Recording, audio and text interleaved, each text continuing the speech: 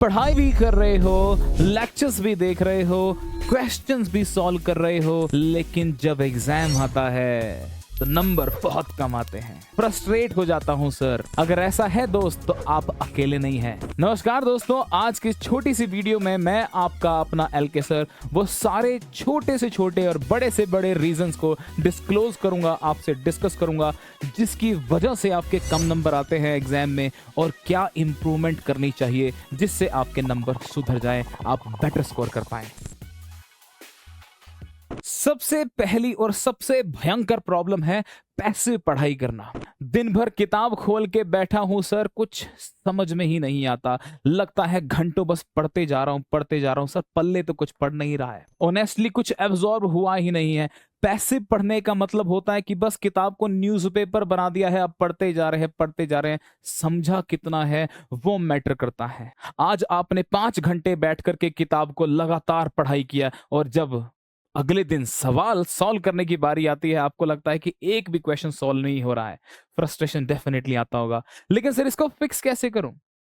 आपको दोस्त हर कॉन्सेप्ट को तुरंत पढ़ने के बाद उसके कम से कम 5 से 8 सवाल सॉल्व करने हैं, ताकि आप उस कॉन्सेप्ट को अप्लाई कर सकें, उसको सीखें, उसको जिएं, उसको समझें। सिर्फ पढ़ने से काम नहीं चलेगा। एक फॉर्मूला शीट बना मेरे दोस्त, हर लेक्चर के बाद 2 3 4 फॉर्मूले मिलते हैं, एक फॉर्मूला 2 फॉर्मूला मिलता है, डेली बेसिस पे उस फॉर्मूला लिस्ट को अपडेट करो, है ना।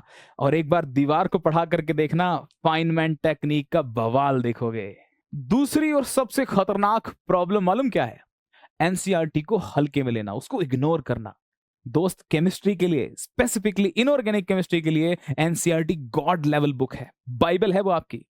आपको एनसीईआरटी की हर एक लाइन को बराबर पढ़ना है, तरीके से पढ़ना है, बार बार पढ़ना है ना। आपको फ्लैश कार्ड बनाने आने चाहिए कि अगर मेरे को कोई चीज डिफिकल्ट लग रही है उसको सरल भाषा में लिखना आना चाहिए, अपने तरीके से उसको लिखना आना चाहिए। बस एक बात का ध्यान रखना है, जो चीज ऑलरेडी एनसीईआरटी के अंदर दर्ज है, जिसको आप जानते हो, उसको बार बार री इन्वेंट करने की आवश्यकता नहीं है, उसको रीडिस्कवर नहीं करना है ना। मेरी बात को आप समझे कि एनसीईआरटी को आपको बिल्कुल हल्के में नहीं लेना है, इग्नोर आपको बिल्कुल भी नहीं करना है। हो सके तो आप लोग फ्लैश कार्ड बना सकते हैं, जिससे आपको चीजें और आसान लगे, याद रहे कि इस चैप्टर में से मुझे ये चीज जो थी बार बार मैं भूल जाता था, अब शायद मेरे को नहीं भूलनी है, मैं इसका फ्लैश कार्ड बना लूंगा, आपके सामने आ जाना चाहिए। कीवर्ड्स बनाओ, जब भी कोई चीज आपको लगता है एनसीईआरटी स्टडी करते वक्त आपको बार बार नई लग रही है, वो चीज पिछली बार भूल जा रहे थे, उसको हाईलाइट करो। जब भी रिवाइज करोगे उस पे सबसे पहले आपकी नजर जानी चाहिए।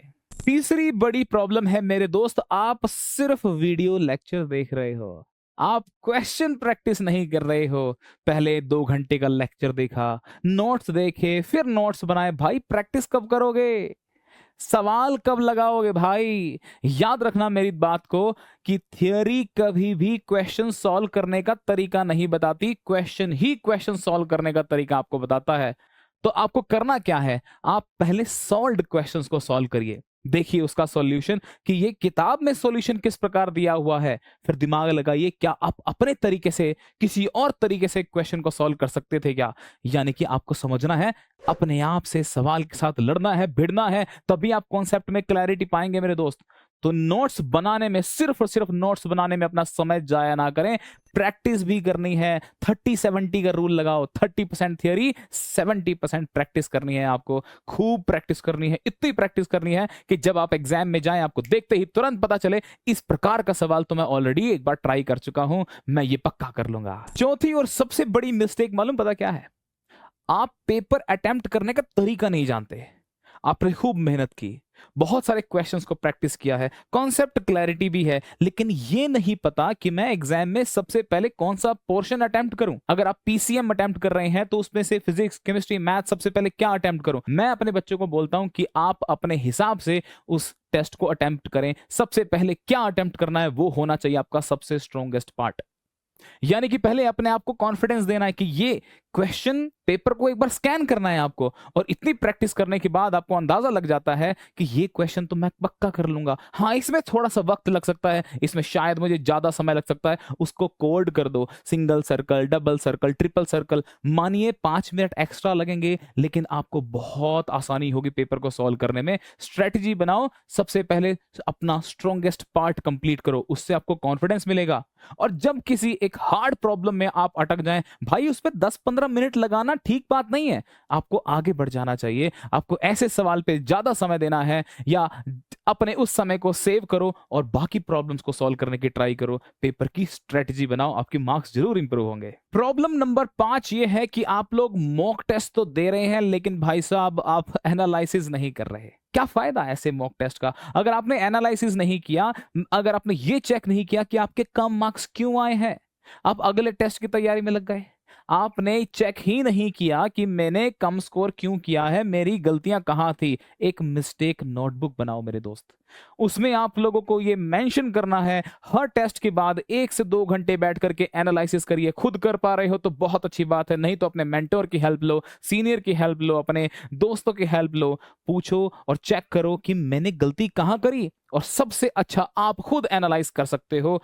मिस्टेक नोटबुक बनाओ, उसमें लिखो कि क्या कॉन्सेप्चुअल मिस्टेक थी, क्या मैंने कोई गेस वर्क मारा था, क्या कोई मैंने सिली मिस्टेक करी थी, क्या मैंने कोई गलत क्वेश्चन को मैंने गलत अटेम्प्ट किया। आपको वो सारे मार्क करने हैं, सारी चीजों पर काम करना है, ताकि अगली बार जब टेस्ट हो तो ये वाली चीजें रिपीट ना हो। एक बार रिपीट होता है चलता है, लेकिन बार बार बार बार बार बार आपको यही चीज अगर पैटर्न ऑब्जर्व हो रहा है, तो इसका मतलब आप गड़बड़ कर रहे हो, आप गलत कर रहे हो। आपको इसको चीज को तुरंत फिक्स कर लेना चाहिए, तभी आपके मार्क्स इंप्रूव होंगे। सबसे खतरनाक प्रॉब्लम है इनकंसिस्टेंसी। भाई अगर आप कंसिस्टेंट ही नहीं है तो कैसे इंप्रूव करोगे अपने मार्क्स? आप लोगों को ये पता होना चाहिए कि मैं अगर 8 घंटे किताब के साथ और मोबाइल के साथ बैठा हूं, भाई ये पढ़ाई नहीं है, आप डिस्ट्रैक्टेड हैं। 3 घंटा पढ़ो, 4 घंटा पढ़ो, लेकिन वो ऐसी स्टडी होनी चाहिए कि उस सब्जेक्ट को जब आपने 3-4 घंटे पढ़ा है ना, उस टॉपिक को, आपसे जबरदस्त कोई नहीं जानता। ऐसा कॉन्फिडेंस आ जाना चाहिए। डेली आपको कम से कम 3 से 4 से 5 घंटे, जितना आपसे हो सकता है, अपने आप को शुरुआत करवाइए कि आज मैं 3 घंटे बैठूंगा। लेकिन वो अनडिस्टर्ब्ड होने चाहिए, अनडिस्ट्रैक्टेड मोमेंट होने चाहिए। बस आप और किताब हैं, आप हैं और प्रैक्टिस कर रहे हैं, बस ऐसा होना चाहिए। लेकिन अगर मैंने आज आपको ये वीडियो दी है, आप मोटिवेट हो गए, 1 हफ्ते तक हमारा सही चल रहा है भैया, उसके बाद वापस वही है ना, ऊपर वाला हमारा रखवाला है, ऐसा नहीं करना है दोस्त। आपको अपना टेम्पो मेंटेन करना है। Consistency is the key to success, इस बात का याद रखना। और ये चीज आपको मेंटेन करनी है हमेशा, लगातार निरंतर प्रयास ही आपको जीत तक ले जाएगा, आपके मार्क्स को इंप्रूव करवाएगा दोस्त। इसी में बच्चों, आप सभी लोगों को मैं एक बोनस पॉइंट देना चाहता हूं, यह है कंपैरिजन। Comparison kills. कंपैरिजन बहुत बुरी चीज है। आपको अपने आप को किसी और से कंपेयर नहीं करना है। सिर्फ उसके बिना पढ़े 200 नंबर आ रहे हैं, सर मैं तो इतना पढ़ता हूं मेरे 50 नंबर आ रहे हैं।